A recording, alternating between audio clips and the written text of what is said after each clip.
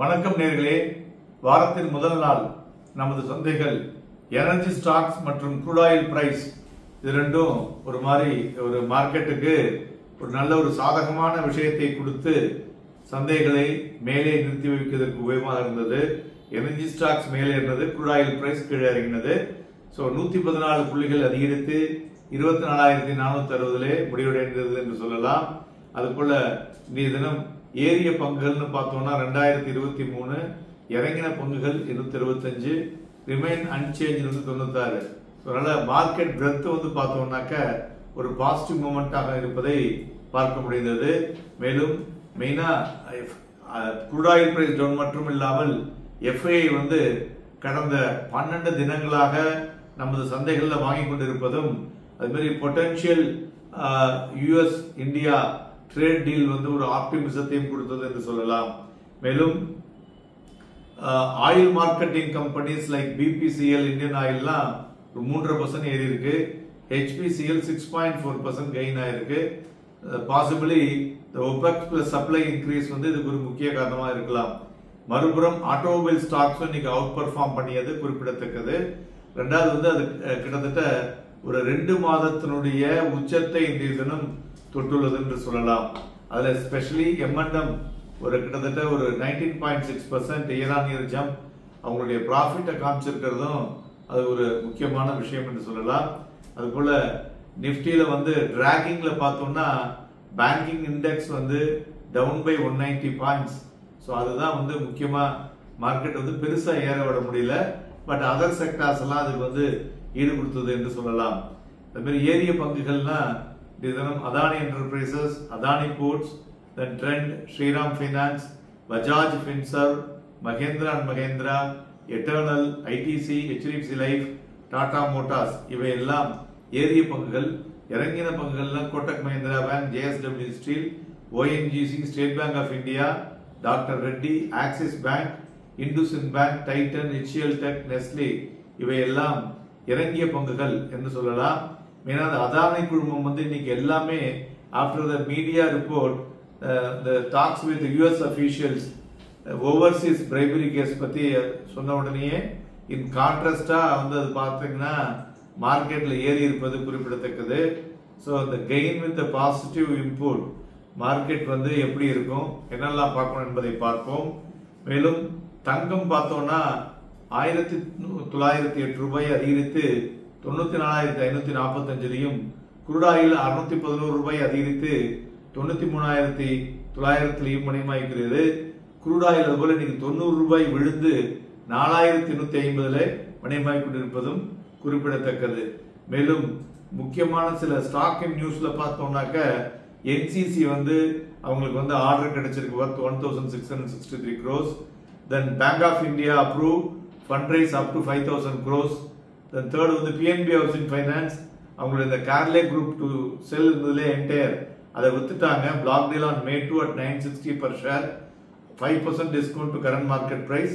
இது IIFL capital banker to the டீலா முடிச்சிருக்காங்க. இது மிகவும் பாசிட்டிவ் நியூஸ். அது போல ஃபெடரல் பேங்க் பார்த்தோம்னா 4% ஸ்டேக்ஸ் எகாஸ் ஃபெடரல் லைஃப் இன்சூரன்ஸோட டைப் பண்ணியிருக்காங்க, ஒரு international company. Then Sanofi consumer health care இருக்கு இல்லையா, அந்த company 50% stake in Opella to CNDR, retain 48% stake பண்ணி வச்சு போஸ்ட் சேல். இந்த மாதிரி இந்த பராக் மில்க் ஃபுட் அவங்க 2 ரூபாய் per லிட்டர் மில்க் பிரைஸ் ஏற்றிருக்காங்க across all market. So higher procurement காஸ்ட்னால. தென் கிரேட் ஈஸ்டர்ன் ஷிப்பிங் பார்த்தீங்கன்னாக்க அவங்களுடைய voluntary liquidation of subsidiary company oil field சேல்ஸை பண்றாங்க, அதுவும் பாசிட்டிவ் நியூஸ். இந்த மாதிரி 197 communication incorporate Paytm Arab payments LLC UAE பண்ணியிருக்காங்க. ஸோ அவங்களுடைய சப்சிடரி மூலியமா இது ரொம்பவும் என்ன சொல்றது பாசிட்டிவ் நியூஸ் டு த பேடிஎம்னு சொல்லலாம். இதை தவிர US சைனா அவங்களுடைய டென்ஷன்ஸ் ஈஸா இருக்கிறத பார்க்க முடிஞ்சது. மேலும் RR கேபிள் இன்னைக்கு பெஸ்ட் பர்ஃபார்மன்ஸ் பண்ணிருக்காங்க. 15% மேல அது அந்த ஷேர் ஏறி இருக்கு. ஸோ அதனால கேபிள் அண்ட் ஒயர் இண்டஸ்ட்ரீஸ் பாத்தீங்கன்னாக்க அது இன்வெஸ்டர்ஸ் ரேடார்க்குள்ள வந்திருக்கு. அதனால அந்த இண்டஸ்ட்ரி இந்த வாரத்தில் ஒரு மொமெண்டம் இருக்கக்கூடும், ஃபர்தரா வந்து ஏறக்கூடிய வாய்ப்புகள் அதிகமாக இருக்கும் என்று எதிர்பார்க்கலாம். ஓகே, இப்ப எல்லாருக்கும் இருக்கக்கூடிய கேள்வி என்னன்னா, இப்ப வந்து நீங்க எஃப்ஐஐ பத்தி சொன்னீங்க சார், ஒய் எஃப்ஐஐ வந்து இந்தியாவில் இப்ப வாங்கிட்டு இருக்காங்க, அதாவது நமக்கு வந்து அந்த இந்தோ பாகிஸ்தான் டென்ஷன் இருக்கு அப்படின்னு தெரிஞ்சு ஏன் வாங்குறாங்க அப்படிங்கிறது தான் வந்து எல்லாருடைய கேள்வியாக இருக்கக்கூடும். மெயினா இந்த வருடத்துல முதல் 3 மாதம் பார்த்தோம்னாக்க எஃப்ஐஐ பாத்தீங்கன்னாக்க 1,29,680 கோடி ரூபாய்க்கு வித்து தள்ளினாங்க சரவடி போல. ஏப்ரலுக்கு அப்புறம் தான் கொஞ்சம் கொஞ்சமா வாங்க ஆரம்பிச்சாங்க. So turn to be the pier.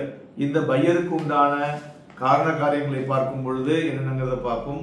முதலாவதாக we call it as a TINA, TINA. TINA there is no alternative, வேற எதுவும் கிடையாது அப்படிங்கிறது தான். இந்த ஃபேக்டர் வந்து கண்டினியூஸா பாத்தீங்கன்னாக்க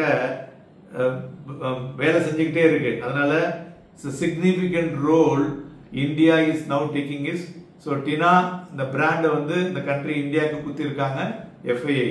ரெண்டாவது பாத்தீங்கன்னாக்க குளோபலா இருந்தக்கூடிய அந்த டாரிஃப்ல இந்த கன்ஃபியூஷனை ஒரு ஹால்ட் 90 டேஸ் ஹால்ட் போட்டாங்களா அந்த பிரேக், இது வந்து ஒரு குளோபல் மார்க்கெட்லயே ஒரு ரீபவுண்ட கொடுத்ததுன்னு சொல்லலாம். மூன்றாவதாக நாம் எப்பொழுதுமே சொல்லிக் கொண்டிருப்போம்ல, யூஎஸ் இண்டெக்ஸ், டாலர் இண்டெக்ஸ், அது பாத்தீங்கன்னா ஒரு டிஸ்டர்ப் ஆகி ரிவர்ஸ் த வே ஆஃப் வந்து அது வேலை செஞ்சு கொண்டு இருக்கிறது. டாலர் இண்டெக்ஸ் 111 இருந்து இப்ப பாத்தீங்கன்னா 99. அதனால என்னாச்சு, ஃபாரின் இன்ஸ்டிடியூஷனல் இன்வெஸ்டர்ஸ் அவங்களுடைய ஷிஃப்ட் டு எமர்ஜிங் கண்ட்ரிஸ், அந்த எமர்ஜிங் கண்ட்ரீஸ்ல எது வந்து பெட்டரா இருக்கு அப்படின்னு பார்க்கும் பொழுது இந்தியாவை மறுபடியும் அவர்கள் தேர்வு செய்திருப்பது குறிப்பிடத்தக்கது. மேலும் நம்மளுடைய Q4 ரிசல்ட்ஸ் ஸ்ட்ராங்கர் தான் எக்ஸ்பெக்டடா இருந்ததுனால அதுவும் ஒரு காரணி.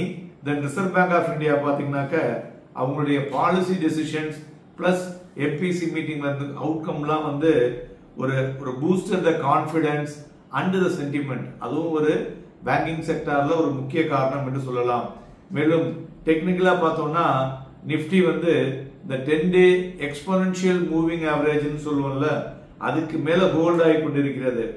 நார்மலா இத மாதிரி இருந்தாக்க நியர் டேர்ம் வந்து இந்த பாசிட்டிவ் சிக்னல் கண்டினியூ ஆகும்னு எடுத்துக்கலாம்.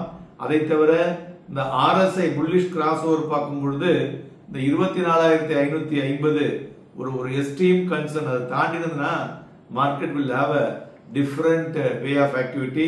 அதனால நிப்டியை பொறுத்தவரை இன்றைய தினம் காலையில ஓபனிங் 24,419 ஒரு கேப் அப் ஓபன் தான் நடந்தது.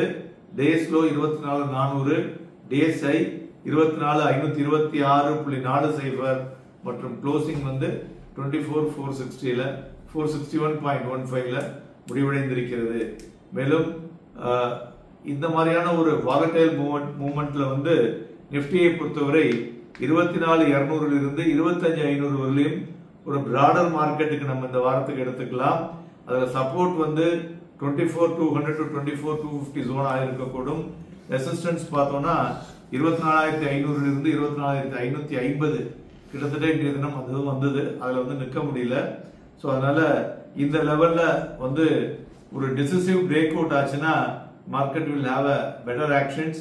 ஸோ நண்பர்களே, நிறைய விஷயங்கள் நாம் குளோபலாக மார்க்கெட்ல வரக்கூடிய விஷயங்களையும் பார்க்க வேண்டும். அதற்கு தகுந்தாற்போல் அந்த ரியாக்ஷன்ஸ் இருக்கக்கூடும். இந்த வாரம் நாம் கூறியது போல நிறைய எக்கனாமிக் டேட்டாஸ் இருக்கு. ஸோ நாளையிலிருந்து அது வர இருக்கிறது. அதற்கு தகுந்த ரியாக்ஷன்ஸ் இருக்கக்கூடும். நல்ல சந்தைகள்ல வாங்கி விற்பதற்கும் விற்று வாங்குவதற்கும் ஏதுவாக இருக்கக்கூடும். Happy and profitable day.